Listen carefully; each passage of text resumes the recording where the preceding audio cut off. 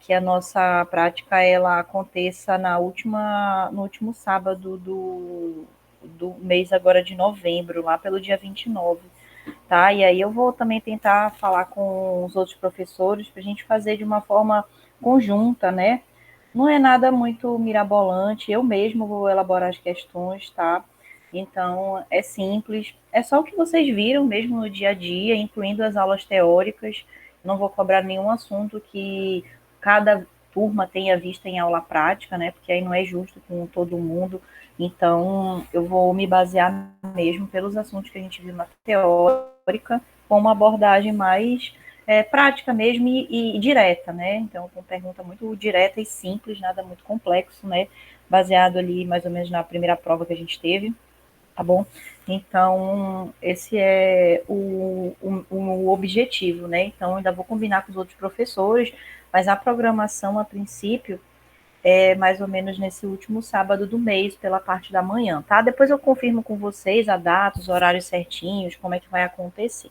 Tá bom? Então vamos focar agora na aula de cirrose, né? Então a aula de hoje é uma das aulas mais importantes do período para vocês, da parte da gastro, porque eu vou falar aqui desde a epidemiologia. Na aula que vem, a gente vai falar sobre as complicações, né, da cirrose. Então, a gente já vai estar finalizando o assunto, né? Semana que vem a gente vai falar sobre a CIT, PBE, que é uma aula bem interessante também. Então, hoje a gente vai entender um pouquinho como que a coisa acontece. E esse slide, ele já mostra o quão é importante a gente estudar o tema da cirrose, né? Porque todas as doenças que a gente viu no módulo da hepatologia, né? Hepatites crônicas, colangite biliar primária, hepatite autoimune, até as que a gente não viu, como, por exemplo, a doença metabólica, gordurosa, né, a esteatose, a bebida, todas elas são causa, né, são a via final de chegar a essa lesão crônica, né? Então, as grandes palavras que definem cirrose são esses dois termos, crônica e persistente. Então, a lesão ela tem que acontecer de forma repetida e sustentada por um longo período de tempo. Então, não é uma doença como, por exemplo, a hepatite aguda, uma hepatite A, por exemplo, que vai acontecer em menos de 6 meses que o indivíduo vai evoluir para um quadro de cirrose. Então, isso acontece ao longo de muitos e muitos anos. Isso é a questão de médio a longo prazo, né, de desenvolvimento. Então, aquela lesão, seja ela bebida, gordura, a doença autoimune, ela vai ficar persistindo ali no fígado até a gente ter esse desenvolvimento de fibrose. E a fibrose, ela nada mais é do que a deposição de material de colágeno ali naquele tecido hepático.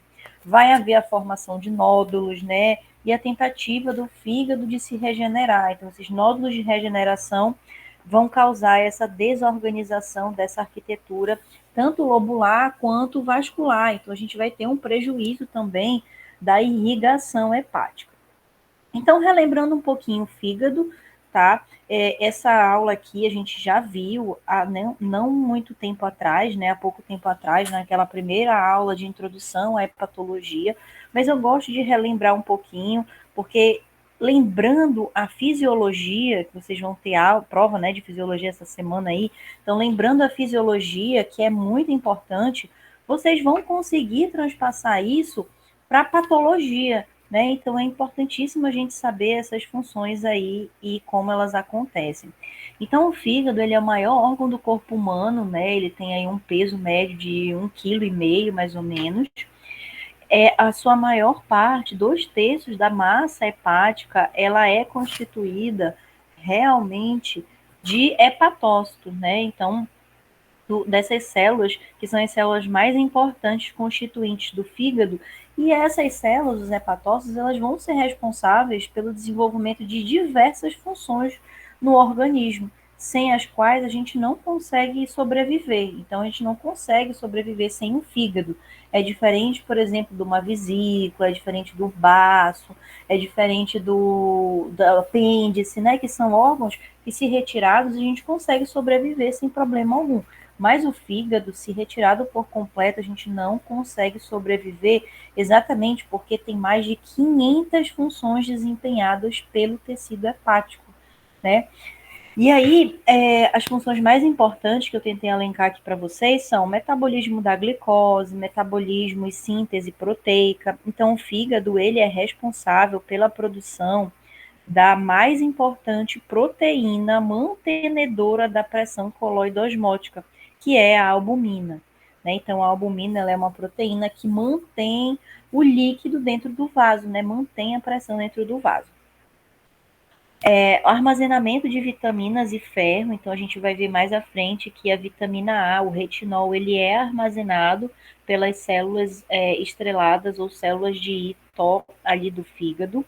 Metabolismo medicamentoso, então seja qual for a origem do medicamento, tá? Então, tanto lícito quanto ilícito, isso pode afetar o fígado, né, dependendo da sua composição, porque é no fígado, nessa grande usina, que vai acontecer essa metabolização medicamentosa. Formação, conjugação da bile, né? Então, a bile, a formação da bilirrubina indireta, ela começa no baço e depois ela volta para ser conjugada lá no fígado. Coagulação sanguínea, né? Então, o fígado, ele produz os fatores da coagulação sanguínea da via extrínseca, né? Que são fatores dependentes da vitamina K e eles são importantíssimos para a gente também medir as funções hepáticas. E vocês já sabem quais são as funções hepáticas, eu já falei para vocês, e isso vai cair na prova, tá? Então, novamente, aqui na aula, eu estou relembrando isso. Então, aquelas funções hepáticas que eu falei no início do módulo da hepatologia, que são a ureia, o TAP, que vai refletir a coagulação sanguínea, né? A bilirrubina e a albumina, então essas 4 funções, elas são as responsáveis pela função do fígado laboratorialmente, bioquimicamente, que a gente solicita para avaliar o funcionamento desse fígado. Não adianta a gente esperar ter uma elevação de TGO, TGP, para a gente dizer que esse fígado está doente, tá adoecido. Às vezes, inicialmente, o que a gente consegue ver é um alargamento do TAP, é uma elevação de bilirrubina, é uma diminuição da albumina. Então, essas funções, às vezes, elas começam a ser perdidas muito mesmo antes de acontecer a elevação dos valores das transaminases TGO e TGP. Com relação à epidemiologia e à etiologia, então a cirrose, ela é uma importante causa de morte, né, no mundo todo. Então a gente tem muito na nossa cabeça e que o paciente que tem cirrose é aquele paciente que bebeu a vida toda. E isso, na verdade, é um erro, né? Porque não existe só a etiologia da cirrose alcoólica. Inclusive, no mundo atual, a gente está caminhando para uma equiparação de etiologia, tanto da cirrose por origem de álcool, quanto para a cirrose por origem de gordura. Né? Então, com o mundo moderno, a difusão dos fast foods, a questão da obesidade cada vez mais aí aumentando seus números, então a gente sabe hoje que elas acabam quase que dividindo aí essa etiologia principal, tá bom? E nos Estados Unidos ela é responsável aí até por uma perda substancial, né, dos anos da vida produtiva aí desse paciente, até mesmo em comparação à cardiopatia e até neoplasias, né? Então a gente vai ver já já as principais causas de morte no mundo ocidental, que passa por muitos dos assuntos que a gente já viu, né? As causas metabólicas. Então, a gente já viu aquelas doenças na aula passada, hemocromatose, com a alteração na deficiência do cobre, a doença de Wilson com alteração, desculpe, a hemocromatose do ferro, a doença de Wilson do cobre, a deficiência de alfa-1 antitripsina, né? Alcoólica, realmente um dos focos mais importantes, causas autoimunes, hepatite autoimune, colangite biliar primária, cirrose biliar primária, né? Então, essas causas, elas também entram nessa estatística. Obstrução ao fluxo venoso, Por exemplo, tem um trombo, um paciente que é portador de uma coagulopatia, de uma trombofilia, né, uma policitemia vera, por exemplo, pode propiciar a formação de um trombo em alguma desses vasos aí, tanto arteriais quanto venosos, obstruindo o fluxo. Virais, principalmente as hepatites B, C e delta, tá? Então, as hepatites crônicas, elas são as responsáveis por essa possibilidade de evolução para a cirrose. Não quer dizer que todas vão evoluir, tá? Porém, a gente já viu que algumas têm uma chance maior do que outras. As causas biliares, né? Então, aquele paciente que tem inflamação recorrente ali da árvore biliar, a induzida por fármacos, né, alguns medicamentos como hidralazina e metotrexato, por exemplo, que utiliza-se bastante na reumatologia para tratamento de doenças autoimunes, lúpus, artrite reumatoide, se não forem acompanhados, pode acabar sendo uma origem aí de cirrose. E quando a gente investigou todas essas causas, a gente não chegou a uma conclusão, a gente diz que a cirrose ela é do tipo criptogênica. Esse termo criptogênica, ele nada mais é do que um termo bonito, né, de se falar, de se interpretar, para o termo idiopática, né? Então, é a mesma coisa. Tanto a idiopática quanto a criptogênica, elas querem dizer a mesma coisa, que foi investigado toda essa etiologia de doença de hepatopatia crônica e a gente não chegou a nenhuma conclusão.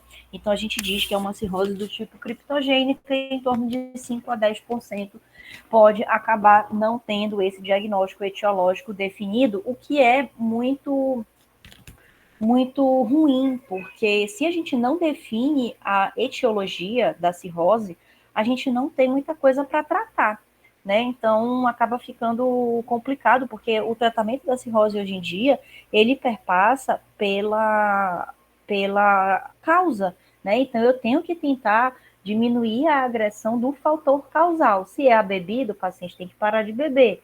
Se é a obesidade, ele tem que emagrecer. Né? E a gente vai ver mais à frente no tratamento que nesses casos iniciais, isso inclusive pode até ser revertido, tá bom? A fisiopatologia, que eu gosto bastante, é muito interessante a gente falar sobre fisiopatologia da cirrose, porque a gente vai vendo, a gente vai entendendo o fisiológico e vai vendo o que acontece no patológico e vai entendendo quais são essas repercussões de sinais e sintomas da doença. Então, não sei se vocês lembram lá da histologia, lá, professor Fernandinho, na fisiologia aí, com o professor da físio, como que acontece essa histologia hepática, que ela é dividida em lóbulos hepáticos. E lóbulo hepático é essa estrutura hexagonal, né? E cada fatia desse lóbulo, como se fosse um pedaço de pizza, né? Então, essa região triangular é o ácino hepático e é exatamente onde vai acontecer ela é estrutura funcional, onde vão acontecer todas essas funções que a gente acabou de falar. Então, 2/3 do fígado é composto por hepatócito, né, que a gente já viu, então, grande contingente de tecido hepático são as células dos hepatócitos que vão produzir as funções hepáticas, e no entremeio desses hepatócitos, a gente tem a estrutura vascular, né? A estrutura vascular ela é composta por uma veia central ou veia centrolobular e por uma grande rede de drenagem venosa que é originária da veia porta, né? E ela vai constituir os sinusoides hepáticos. E aqui também, no encontro de cada lóbulo hepático, ou seja, no vértice de cada encontro desses ácidos, a gente tem a famosa tríade portal, que é composta pelo ramo da artéria hepática, um ramo da veia porta e um ramo do ducto hepático, tá bom? Esses sinusoides hepáticos, eles são estrategicamente feitos dessa forma fenestrada, ou seja, todo furado na sua parede, exatamente para aumentar o contato do sangue com esses hepatócitos, né? Então, de forma que isso consiga, de uma forma mais rápida, né, ter essa produção das substâncias realizadas nos hepatócitos para a vasculatura e, consequentemente, depois para a distribuição. Então, no entremeio desses hepatócitos e desses sinusoides hepáticos, a gente tem uma célula importantíssima no processo de cirrose, que é a célula estrelada, que eu sempre gosto de lembrar para vocês assim, que ela é a grande estrela do processo da cirrose. Essa célula, vocês, se forem para o livro, vocês vão ver essa célula com outro nome também, podendo ser chamada de célula de Ito, tá? Ou célula de Ito, é ITO, é o nome da célula. Mas é a mesma célula, desempenha a mesma função. E a função dela, nos pacientes que não têm nenhuma doença, nós, pessoas ígidas, no nosso organismo, a célula estrelada, ela vai ser responsável pelo armazenamento de vitamina A, pelo retinol. No entanto, a partir do momento que começa uma injúria ao tecido hepático, essa célula estrelada, ela vai deixar de armazenar a vitamina A no retinol e ela vai começar a se transformar numa célula de atividade miofibroblástica. Então, os miofibroblastos, eles são originados da ativação dessas células estreladas, né? E esse miofibroblasto, como o próprio nome fala, né, a função dele vai ser a produção de colágeno, né? Então, esse colágeno que dá firmeza ao tecido vai ser responsável por esse acúmulo, né, dessa matriz extracelular que é o colágeno no lugar daqueles hepatócitos que morreram, tá bom? Então, isso que é o processo de cirrose inicial, então é esse acúmulo de matriz extracelular, que é o próprio colágeno, no local do componente celular. Então, onde era para ter hepatócito, ele está sendo coberto por material extracelular, que é o colágeno produzido por esses miofibroblastos, que são as células estreladas ativadas, tá bom? Então, essa injúria, ela acontece de forma crônica e recorrente, tá? Então, isso vai acontecendo ao longo aí, olha, de muito tempo. Então, 10 anos, 15 anos, e aí, com esse indivíduo que tem essa genética predisposta, né? É por isso que é importante a gente perguntar lá na história patológica, desculpa, lá na história familiar do paciente, se ele tem algum parente de primeiro grau, ou algum familiar próximo que teve diagnóstico de cirrose, porque existe sim esse contingente genético da doença associada a essa lesão exógena, fazendo o paciente desencadear a fibrose.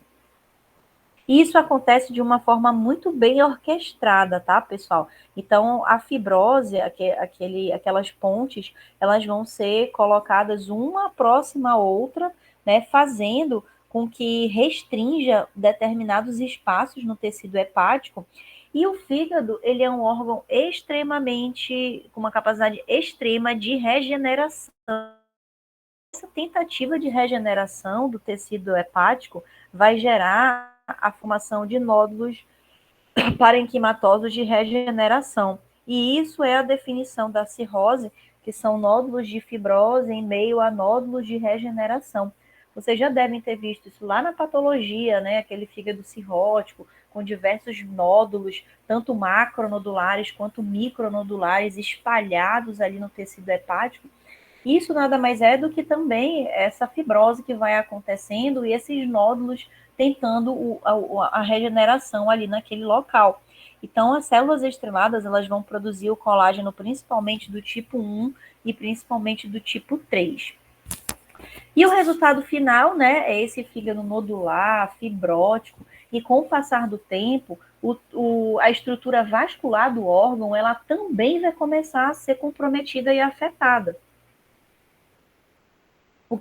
O vaso, que é um dos vasos mais importantes aí no fluxo sanguíneo para o fígado, é a veia porta, né? Então, a veia porta, ela vai sofrer aumentando a pressão dentro dos seus vasos, porque se aquele fígado ele está extremamente endurecido, por exemplo, se eu tenho uma pedra grande no meio do leito de um rio, o que vai acontecer com aquele rio antes de chegar naquela pedra? Ele vai começar a aumentar o seu calibre e vai aumentar a sua pressão.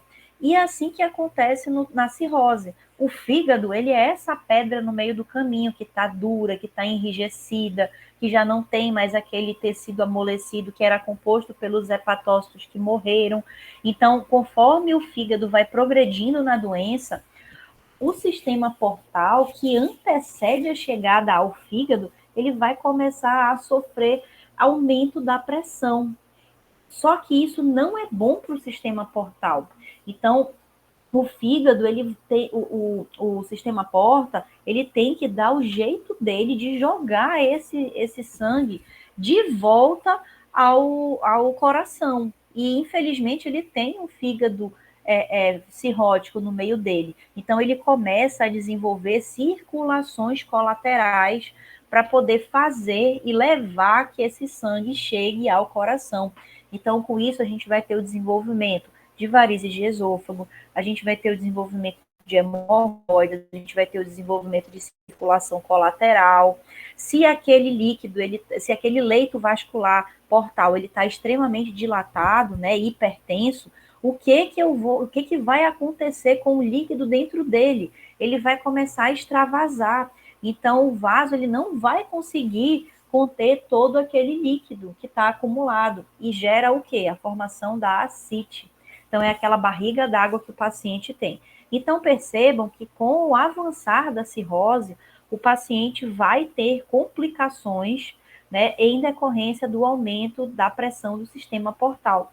Essas complicações a gente vai ver mais aprofundadamente na semana que vem, tá bom? Hoje eu só quero que vocês entendam a fisiopatogenia e entendam esse conceito, tá? As manifestações clínicas. Então, eu posso ter manifestações clínicas que são decorrentes dessa insuficiência hepática, da perda dos hepatócitos, e também eu posso ter manifestações clínicas decorrentes desse quadro de hipertensão portal, tá bom? Então, a maioria dos pacientes, cerca aí de metade dos pacientes, já no momento que você está fazendo o exame físico nele, você já consegue detectar alguns estigmas de hepatopatia crônica ou estigmas de cirrose. O que são esses estigmas? São alterações no exame físico do paciente e eles me sugerem em conjunto, né, tem que ser analisadas em conjunto, eles me sugerem fortemente a presença de uma doença hepática. Por exemplo, paciente que tem ascite, né? Nem toda ascite ela é causada por cirrose. Semana que vem a gente vai ver que existe ascite pancreática, existe ascite mixedematosa, né? Ascite de origem vascular. Então, porém, a maioria dos casos, ela é de cirrose, tá? Então, a gente vai observar esse aumento no abdômen do paciente.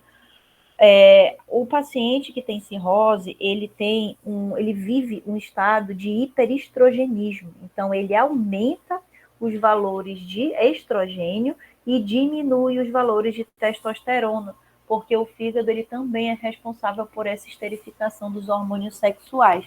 E a gente sabe que estrogênio ele é responsável por proliferação vascular, né? Então, aqui a gente vê aranhas vasculares, né, ou varizes vasculares, também chamadas de telangiectasias, aonde a gente observa um ponto mais avermelhado no centro e algumas protuberâncias aqui, né, os prolongamentos para a periferia, aonde a gente aperta no meio e ela fica branca e quando a gente solta, o sangue ele vai enchendo do centro em direção à periferia, tá? Mostrando que é realmente um componente vascular.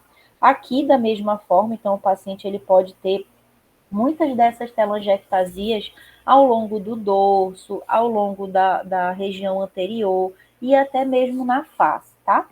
Aqui o eritema palmar, a gente observa que a parte lateral, tanto da eminência tenar quanto hipotenar do paciente, ela está mais avermelhada do que a parte periférica, do que a parte central. Então, o centro ele é mais esbranquiçado do que a região lateral. É só vocês olharem a mão de vocês. A nossa mão, que não tem nenhuma doença hepática, ela é homogeneamente de uma cor só, né? No entanto, nesses casos de hipertensão portal e também nos casos de cirrose, a gente vai ter essa alteração da coloração. E Pode ter também a formação de baqueteamento digital, que a falange distal ela fica protuberante, né? E aqui a gente observa essas unhas mais esbranquiçadas. Isso a gente chama de leuconíquia. Também é uma alteração da cirrose. E se vocês observarem, ela está mais arredondada, né? A nossa unha ela tem uma curvatura maior para baixo, não para cima, como é dessa forma aqui, tá bom? Então, é muito fácil a gente entender as manifestações clínicas quando a gente divide as manifestações clínicas decorrentes de insuficiência hepática e aquelas decorrentes de hipertensão portal.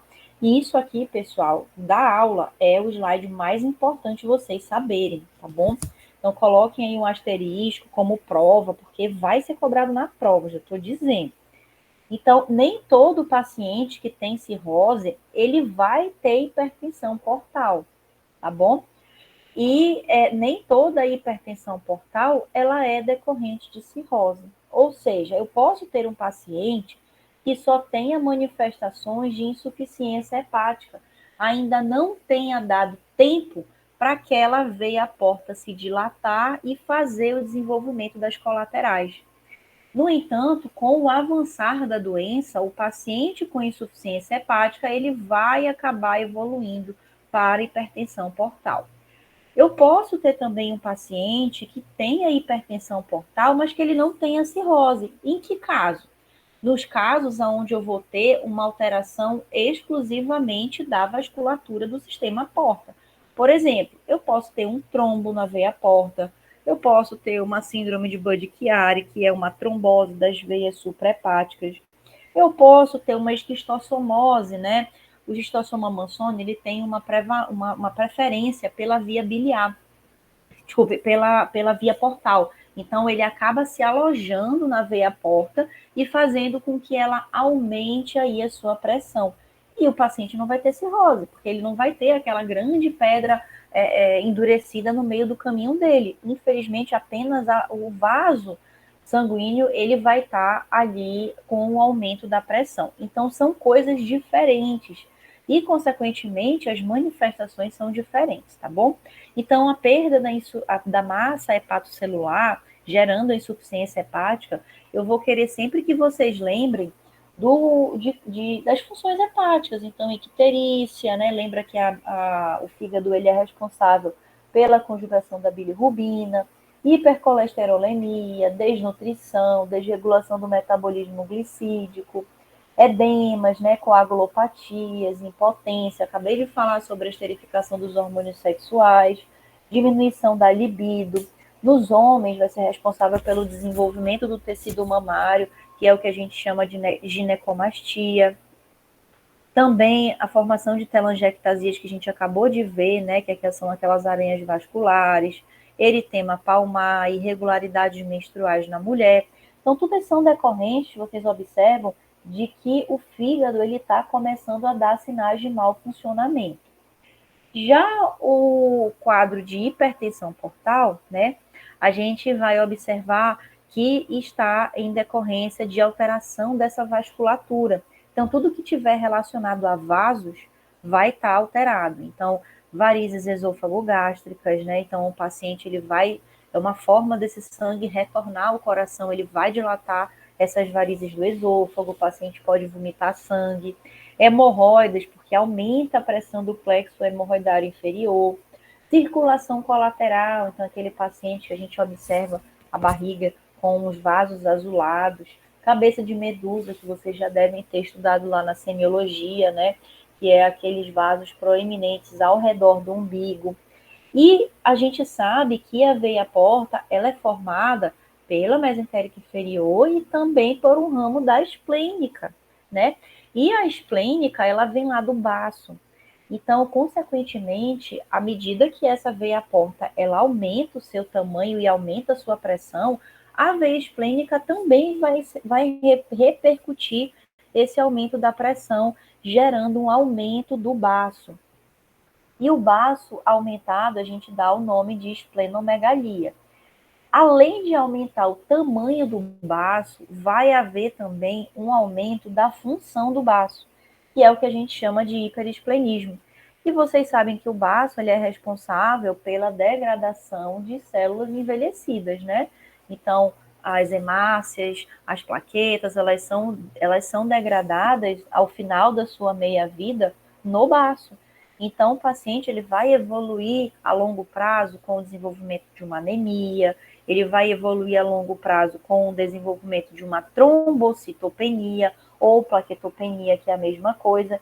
Então, ao longo do tempo, ele vai diminuindo aí a contagem das plaquetas. É por isso que o paciente que tem cirrose, a gente tem que olhar para a plaqueta para saber se ele já tem um quadro de hipertensão portal instalado, mostrando que as plaquetas elas estão sendo degradadas em uma quantidade muito grande lá no baço. E a gente precisa classificar e estadiar a cirrose também, de uma forma que a gente consiga falar a mesma linguagem aonde quer que a gente esteja. Então, o paciente que está aqui no interior da Amazônia, a gente vai conseguir falar a mesma linguagem do que um paciente que está lá no Japão, do outro lado do mundo. Então, a gente utilizando essa classificação, que é uma classificação mundialmente conhecida, a gente consegue saber se esse paciente ele é compensado ou se ele é descompensado da doença. A classificação primeira que a gente vai ver é a classificação de Child, Tercott Pug, que nada mais simples é a gente chamar de classificação de Child. Então, a classificação de Child, ela utiliza 5 parâmetros, sendo 3 parâmetros laboratoriais e 3 parâmetros clínicos. Então, não precisa vocês decorarem tabela, tá, pessoal? Não vou fazer com que vocês calculem Child, mas é importantíssimo vocês saberem quais são os elementos do child, porque eu preciso disso para solicitar em toda a consulta.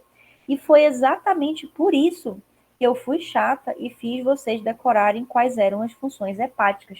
É porque aqui, se vocês decoraram as funções hepáticas, vocês vão saber quais são os elementos que a gente utiliza no child, a classificação de child. Então, a gente utiliza a bilirrubina, o TAP e a albumina. Percebam que as três, elas me refletem laboratorialmente a função hepática. Só não entra a ureia, tá, pessoal? Mas a bilirrubina, a TAP e a albumina são as três laboratoriais que são inclusos no child. Além do critério laboratorial, vai entrar também a encefalopatia e a ascite, tá? Então, a ascite é uma complicação que a gente vai ver na semana que vem, tá bom? Então, isso daqui a gente vai dividir o paciente em 3 estágios. O estágio A, que é o Child A, o Child B e o Child C. Né? Então, o Child A, ele é uma pontuação de 5 a 6 pontos e é uma cirrose inicial, uma cirrose leve. O Child B, de 7 a 9 pontos, é uma cirrose já moderada. E o Child C é uma cirrose descompensada, que é uma pontuação de 10 a 15 pontos, que realmente já é um quadro muito grave. E essa classificação, ela também tem um valor prognóstico, né? Então, pacientes que são Child A, eles evoluem, né, e têm uma expectativa de vida maior do que pacientes que são Child C, tá bom? Paciente Child C talvez seja um paciente que já precisa ser listado para receber um novo fígado. E associado à classificação de Child, a gente vai pedir e vai utilizar a classificação de MELD também. A classificação de MELD, ela é utilizada para a gente colocar o paciente na fila de transplante. E não precisa também vocês decorarem fórmula, tá? Isso aqui é uma fórmula esdrúxula com log, que a gente não precisa que vocês saibam disso, né? Porque tem calculadora de telefone hoje exatamente com essa função. E o que vai ser necessário vai ser vocês saberem quais são os parâmetros que eu utilizo para a classificação de MELD. E aqui eu utilizo bilirrubina, TAP, e no lugar da albumina que tinha no Child, eu vou utilizar a creatinina, porque é importante eu saber se esse paciente tem uma falência só do fígado ou também já tem uma alteração renal associada, porque existe uma complicação da cirrose chamada síndrome hepatorrenal. Essa síndrome hepatorrenal, ela é uma doença muito, é uma complicação da cirrose muito grave, né? Que o paciente às vezes perde até o rim e, consequentemente, acaba evoluindo a óbito por conta dessa complicação. E às vezes a gente precisa, ou então o paciente pode fazer um transplante duplo, né? Tanto de fígado quanto de rim. Isso daí é para saber se ela está com um bom funcionamento. Com relação ao diagnóstico, então o diagnóstico, se a gente for levar ao pé da letra, né, a gente vai ter que fazer a biópsia para todo mundo, né, porque o diagnóstico de cirrose, ele é um diagnóstico anatomopatológico. No entanto, eu não vou fazer a biópsia para todo mundo que eu suspeito de cirrose, né? Então, imagine, milhões de pessoas em todo mundo com suspeita, a gente tem que fazer a biópsia para todo mundo? Não. Então, a presença de um exame físico muito bem detalhado, uma história clínica muito bem coletada, né? Por isso que a gente bate muito com vocês na história clínica e no exame físico, associado com exames tanto laboratoriais quanto exames de imagem, como, por exemplo, tomografia, ultrassom e ressonância, em conjunto, todos eles podem me mostrar realmente que o paciente tem a cirrose sem eu ter a necessidade de fazer uma biópsia. É verdade que se eu tiver alguma dúvida com relação a essa etiologia da cirrose dele, como eu vou precisar saber a causa para tratar, né? Às vezes eu preciso realmente da biópsia. No entanto, não é rotina a gente pedir biópsia para o diagnóstico de cirrose em todos os casos. A gente consegue fazer esse diagnóstico exclusivamente com todos esse conjunto aqui que eu falei para vocês. Então, de métodos invasivos, a gente tem a biópsia, né? De vai colocar uma agulha, é uma PAF, né? Uma punção por agulha fina no fígado do paciente com a retirada de um fragmento. E os métodos não invasivos, né? Que é ultrassom de abdômen, tomografia e ressonância. A gente já até falou sobre o APRE e o FIB4, né? E a gente vai relembrar eles, e o fibroscan. Então, a ultrassonografia é um exame muito bom, porque ele é uma técnica rápida, ele é não invasivo, eu não preciso injetar contraste no paciente, não tem risco nenhum para ele, né? E ele é importante até para eu fazer o acompanhamento desse paciente de neoplasias futuras. O único empecilho dele, assim, o problema, é que ele depende de quem está operando. Então, ele é operador dependente. Então, se o médico que estiver fazendo o exame, ele não for um médico bem capacitado, ele pode nos deixar, às vezes, mais na dúvida do que na certeza da presença da cirrose. A tomografia e a ressonância, elas são exames complementares que podem nos ajudar quando a ultrassonografia ela não foi muito resolutiva. Então, tanto a TC quanto a ressonância, a vantagem delas é que elas não dependem do examinador, né? Então, elas só dependem do aparelho, né, da máquina e da interpretação, né, de quem vai fazer, mas elas precisam já da utilização do contraste para serem melhor avaliadas, tá bom? Então, a tomografia com contraste é um exame muito bem utilizado para a gente investigar a cirrose e até mesmo as complicações dela, como, por exemplo, nódulos e câncer. O APRE e o FIB4, eles são marcadores não invasivos. A gente já até chegou a falar sobre eles lá na aula de hepatite C, né? Então, aqui eles retornam, eles não são exclusivamente de hepatite C, tá, pessoal? Então, eu posso utilizar a APRE FIB4 como um rastreio inicial para pacientes que eu estou pesquisando cirrose, mas para qualquer etiologia. Então, depende se é uma hepatite viral, pode ser alcoólica, pode ser NASH, que é a gordura, pode ser hepatite autoimune. Então, não depende da causa, tá? Da cirrose. Então, aqui eu quero saber se tem ou se não tem. E a grande vantagem do APRE e do FIB4 é que eles são baratos, eles são rápidos e eles podem ser feitos à beira-leito. Então, eu também tenho essas fórmulas no celular, né, de aplicativos, que a gente coloca lá os valores e a gente tem um valor de suspeição maior ou menor para a cirrose. Então, o APRE, ele é bom porque você pode fazer até numa localidade que você esteja longe. Ah, eu estou no interior do Amazonas, eu não tenho uma tomografia, eu não tenho nem ultrassom. Utilize o APRE, utilize o FIB4, porque com certeza você vai ter um aparelho de bioquímica lá para fazer uma ST, uma LT e um hemograma, né? Que o APRE e o FIB, ele utiliza a ST, plaquetas, e a LT também, que o FIB ele utiliza. Então, com esses três exames simples, né, a gente consegue já estimar se o paciente tem ou não cirrose. É claro, pessoal, que eu não vou utilizar única e exclusivamente um método, tá? Então, geralmente, a gente utiliza uma combinação de métodos. Então, eu utilizo o APRE. Se o meu APRE estiver alterado, eu solicito a ultrassom ou eu solicito a tomografia para me dar uma robustez maior nesse meu diagnóstico, tá? E, por último, um exame muito bacana que a gente pode utilizar e que nos últimos 10 anos ele vem sendo aí a revolução dos diagnósticos de cirrose é a elastografia hepática. Né? Esse exame, chamado elastografia hepática, ele tem o nome comercial de um aparelho chamado FibroScan. Esse aparelho, ele lança na sua ponta, né, essa ponteira aqui que a gente tem nele, ondas do tipo shadow waves. Essas ondas, elas são ondas que a gente chama de microcisalhamento. Então, são ondas que vão se chocar contra o tecido hepático e elas vão ser percebidas de volta por esse aparelho aqui, que se assemelha muito a um aparelho de ultrassom. E esse aparelho ele vai conseguir medir o quão rígido o tecido hepático ele está. Eu gosto muito de fazer uma alusão que é simples de vocês entenderem, que é assim: é mais fácil a gente correr na areia da praia ou a gente correr no calçadão, no asfalto. Então é muito mais rápido a gente correr no calçadão, porque o tecido ele é mais firme, ele é mais duro.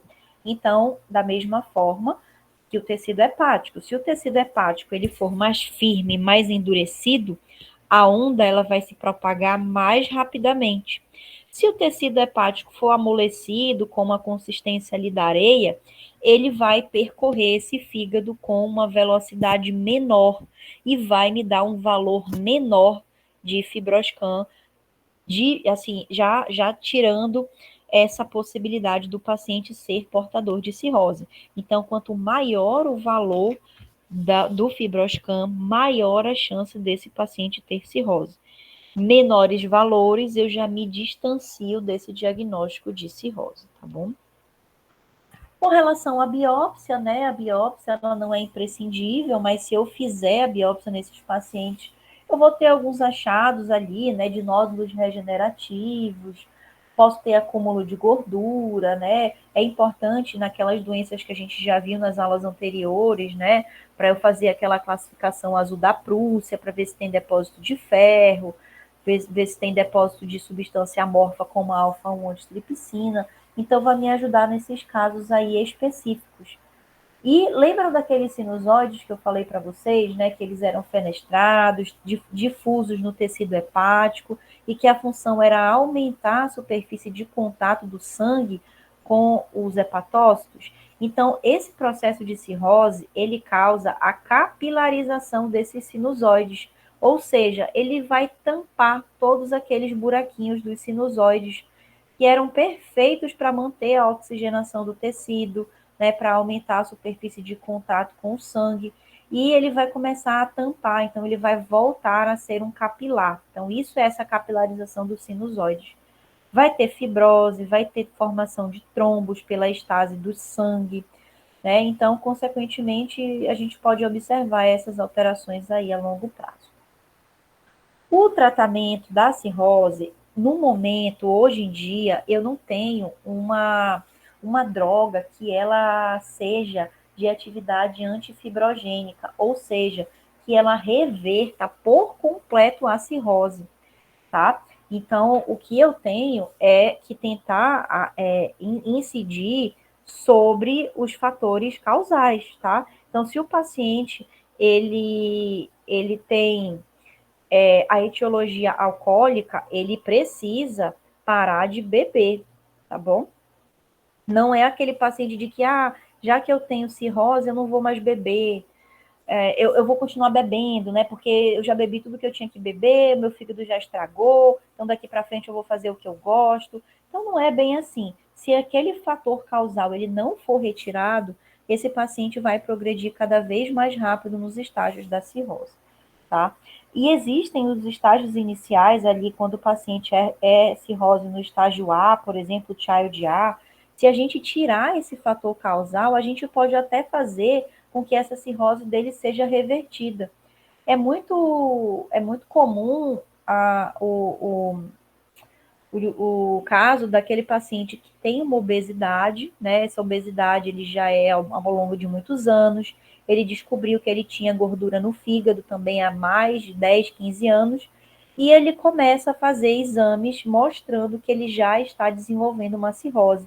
Se esse paciente conseguir perder peso, conseguir tirar aquela gordura do fígado dele, ele consegue reverter esse quadro inicial de cirrose. Quando é que a cirrose ela não tem cura? Quando ele já desenvolve hipertensão portal, tá? Então, aqueles pacientes que já têm varizes, que já têm ascite, que já têm edemas, aí a gente não consegue voltar atrás, tá bom? A nutrição, eu coloco como uma parte do tratamento para vocês, porque eu não tenho nenhuma droga, né? Então, eu não tenho nenhum medicamento que vá reverter a cirrose. Então, o tratamento realmente acaba sendo um tratamento muito de suporte, tá? Então, eu posso fazer a suplementação com aminoácidos de cadeia ramificada, né? Que nada mais é do que aquele BCAA, aquele suplemento que a gente encontra nas farmácias, nas lojas de suplemento.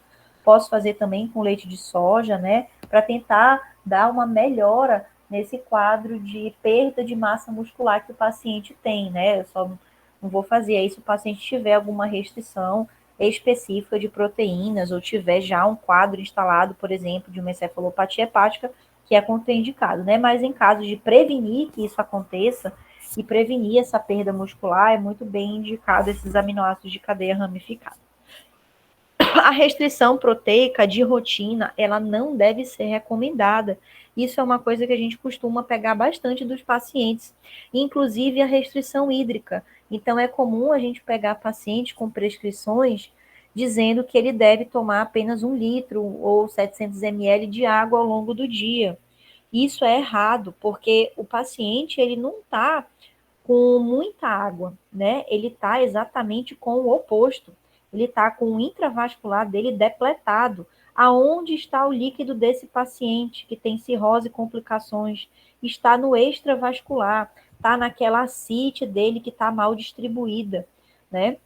Então, mesmo os pacientes que tenham ascite, que tenham aquela barriga d'água, a gente não deve restringir líquidos para esse paciente, porque senão você não vai ter sangue suficiente para manter a pressão dentro do vaso e ele vai fazer uma isquemia renal, tá? Ele vai fazer uma insuficiência renal do tipo pré-renal. Só vai ser restringido o líquido nesse paciente se ele tiver uma concentração de sódio abaixo de 120. Aí tudo bem, a gente faz um tratamento específico, mas isso não é a maioria dos pacientes. Assim como a questão das proteínas, a gente deve encorajar a ingesta de todos os tipos de proteínas conforme a tolerância que o paciente tiver. Tem alguns que não gostam de comer carne, tem alguns que não gostam de produtos lácteos, mas ele não tem restrição para nenhum tipo de proteína específica. O único alimento que o paciente cirrótico deve evitar ao máximo é o sal, porque aonde o sal vai, a água vai junto, né? Então, se eu tenho um aumento de sódio, a água ela costuma acompanhar esse sódio. Então, se aquele paciente está comendo uma comida muito salgada, ele vai aumentar o edema porque ele está colocando mais sódio dentro do corpo dele e vai reabsorver mais água a nível renal em contrapartida. Então, a única restrição de até 2 gramas ao dia, né? Um grama é mais ou menos aproximadamente um daqueles sachêzinho de sal que a gente coloca, que vem na batata frita, né? Aquele pequenininho, daquele sal lebre. O paciente só pode comer 2 sachêzinhos daquele ao longo do dia. Não é por refeição, é ao longo do dia, em todas as refeições dele. O que vocês podem observar de que isso vai reduzir a palatabilidade dele, né? Então, a carne vai ficar sem gosto, a comida, o arroz, o feijão. Então, isso já é um empecilho aí para ele, tá bom? Mas o sal, principalmente nos pacientes que têm um quadro de hipertensão portal mais proeminente, ele deve ser muito bem controlado. Nunca a água, o sal, tá? E o segmento, né, a Sociedade Brasileira de Hepatologia, ela recomenda que a gente faça um rastreamento a cada 6 meses para evitar que o paciente tenha o câncer de fígado e que esse câncer de fígado, se diagnosticado, seja diagnosticado na sua fase precoce ou inicial. Então, a própria SBH, ela recomenda que seja feita de rotina ou ultrassom ou a alfa-feto. A gente costuma sempre fazer o conjunto dos dois, tanto o ultrassom quanto a alfa-fetoproteína, tá? Então, os dois exames, eles são feitos em conjunto todos a cada 6 meses, né? Porque a cada 6 meses o câncer de fígado ele dobra de tamanho. É por isso que é escolhido o critério temporal de 6 meses, né? Porque a gente consegue, em uma lesão que antes era muito pequena, a cada 6 meses ela vai dobrar o seu tamanho e a gente vai conseguir identificar isso de uma forma bem precoce, o mais precoce possível, tá bom? E aí, finalizou o nosso assunto hoje, tá, pessoal? Então, essa aula de cirrose é uma aula muito importante, tá? Então, eu aviso para os colegas estudarem, que não puderam comparecer, estudarem essa aula, né, para a prova, porque até para a vida prática de vocês, tem muito paciente, muito médico que tem medo de manejar paciente com cirrose, e realmente não é um paciente fácil, porque é um paciente que ele vive num equilíbrio, ele vive numa balança, né? Que ela, se for feita algo incorreto, vai desequilibrar e esse